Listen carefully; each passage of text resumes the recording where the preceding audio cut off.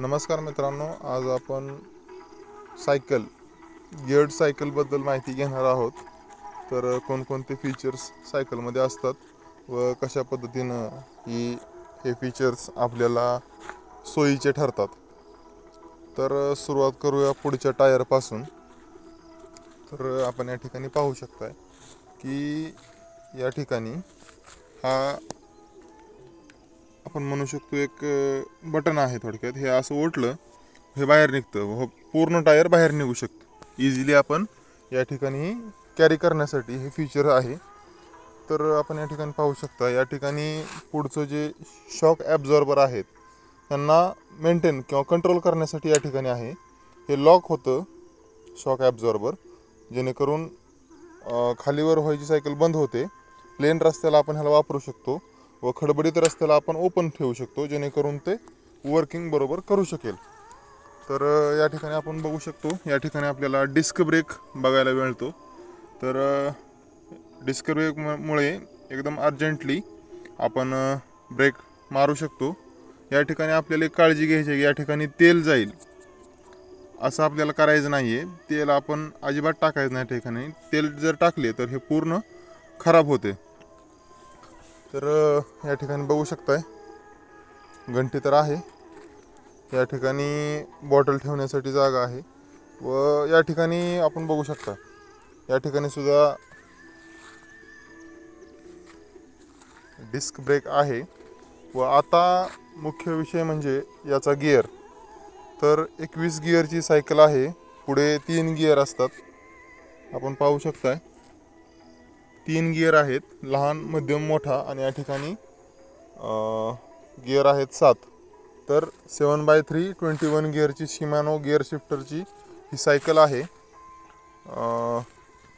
या ठिकाणी आपण बघू शकता सीट ॲडजस्टमेंट करण्यासाठी सुद्धा या ठिकाणी हे कॉक टाईप आहे. हे ओढल्यानंतर वर खाली होऊ शकतं व इझिली फिट होऊन जातं. तर गिअर्समध्ये आपण बघू शकताय कशा पद्धतीने गिअर्स आहेत. व गिअर्स शिफ्ट करत असताना या ठिकाणी आपण बघू शकताय की या ठिकाणी हे 3 गिअर्स आहेत. ठीक